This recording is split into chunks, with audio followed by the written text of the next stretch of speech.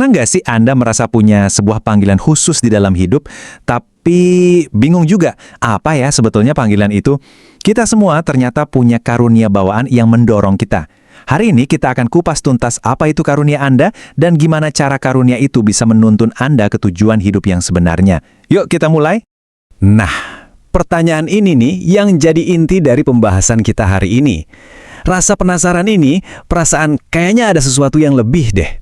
Itu adalah langkah pertama buat memahami apa sih yang bikin Anda unik dan apa yang sebetulnya bikin Anda bersemangat.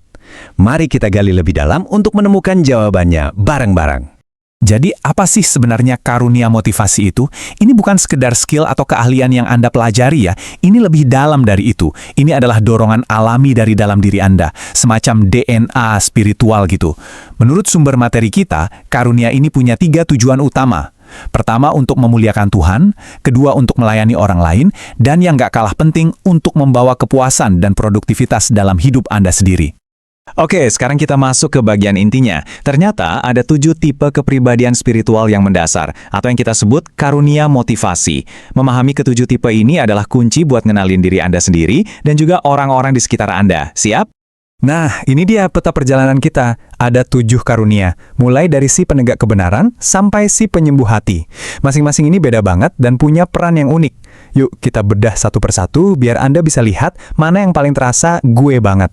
Nah, ini penting banget untuk diingat. Setiap karunia itu punya 2 sisi mata uang. Ada potensi yang luar biasa, tapi ada juga tantangan atau kelemahan yang perlu diwaspadai.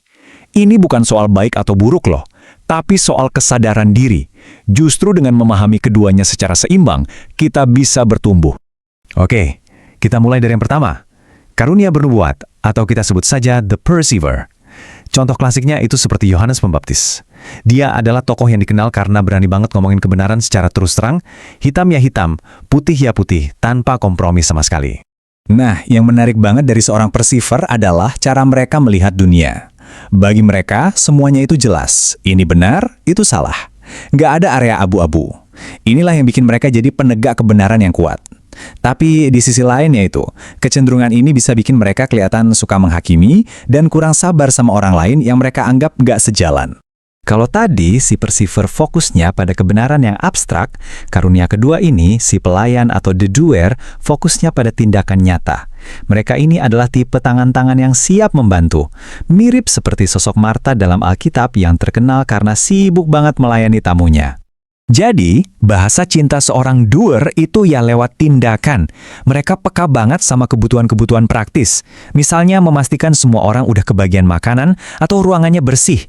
Tantangannya adalah mereka bisa saking sibuknya sampai lupa mana prioritas yang lebih penting. Dan mereka bisa gampang banget merasa sakit hati kalau kerja keras mereka nggak dihargai. Kalau si doer itu ibaratnya tangannya, nah karunia yang ketiga ini adalah otaknya. Kita masuk ke si pengajar atau the teacher. Mereka ini adalah para pencari fakta sejati yang pengennya semua informasi itu akurat dan terverifikasi sebelum dibagikan. Tokohnya seperti Apolos di Alkitab yang terkenal karena pengetahuannya yang mendalam. Seorang pengajar itu intinya soal akurasi dan logika. Mereka nggak akan terima sesuatu gitu aja tanpa ngecek faktanya dulu. Ini kekuatan mereka. Tapi, karena terlalu fokus sama detail dan teori, mereka kadang bisa jadi kaku, lama banget dalam bertindak, dan lupa kalau nggak semua masalah hidup itu bisa diselesaikan pakai buku teks. Dari para pemikir, yuk kita geser ke para pembicara. Sekarang kita sampai pada the encourager atau si penasehat. Mereka ini adalah motivator alami yang seneng banget mengangkat semangat orang dan ngasih bimbingan lewat obrolan yang hangat. Wah, kalau ada seorang encourager, suasananya pasti langsung jadi positif. Mereka jago banget bikin orang lain merasa didengar dan termotivasi, biasanya dengan ngasih solusi-solusi praktis. Tapi, karena mereka hobi banget ngomong, tantangan terbesarnya adalah belajar ngerem dan jadi pendengar yang baik.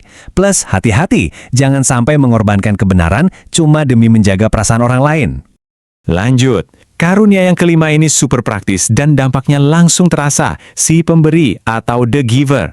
Orang dengan karunia ini menemukan sukacita yang sejati justru saat mereka bisa menyalurkan apa yang mereka punya untuk jadi berkat bagi orang lain. Seorang giver itu bukan cuma soal royal loh. Mereka juga sering kali bijaksana banget dalam mengelola keuangan. Bagi mereka harta itu bukan tujuan akhir, tapi alat untuk memberkati. Tapi mereka perlu hati-hati agar tidak jatuh ke godaan untuk ngontrol orang yang mereka bantu atau menjaga jarak dengan cuma kasih materi tanpa terlibat secara personal.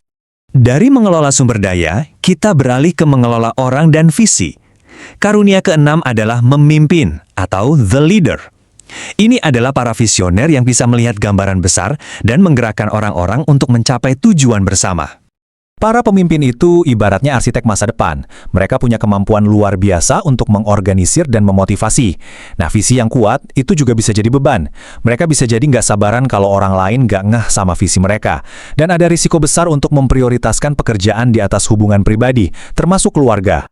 Dan karunia kita yang terakhir, berbelas kasihan. Kalau pemimpin fokusnya pada tujuan besar, karunia ini fokusnya pada individu yang sedang terluka. Mereka ini adalah perasa dalam kelompok, seperti orang Samaria yang baik hati, yang rela berhenti untuk menolong orang asing yang menderita. Orang dengan karunia berbelas kasihan ini ibaratnya lem perekat dalam sebuah komunitas. Empati mereka dalam banget, dan mereka punya kemampuan untuk membuat orang merasa aman dan dicintai.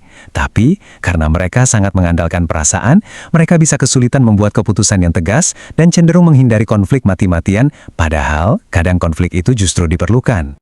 Oke, setelah kita lihat ketujuh karunia tadi, mungkin Anda mulai bertanya-tanya, jadi saya yang mana ya? Pertanyaan yang bagus. Mari kita beralih dari teori ke praktek dengan beberapa langkah sederhana untuk membantu Anda menjawabnya. Proses penemuan ini adalah sebuah perjalanan aktif ya. Pertama, selidiki, artinya pelajari lagi karunia-karunia ini lebih dalam. Kedua, terlibat. Jangan cuma dipikirin, tapi dicoba. Lakukan sesuatu. Ketiga, periksa perasaan Anda. Apa sih yang bikin Anda merasa berenergi, bukan malah capek? Keempat, evaluasi hasilnya. Di mana Anda melihat ada dampak yang nyata. Dan yang terpenting, yang kelima, minta peneguhan. Coba tanya orang lain apa yang mereka lihat dalam diri Anda. Kadang mereka bisa melihatnya lebih jelas.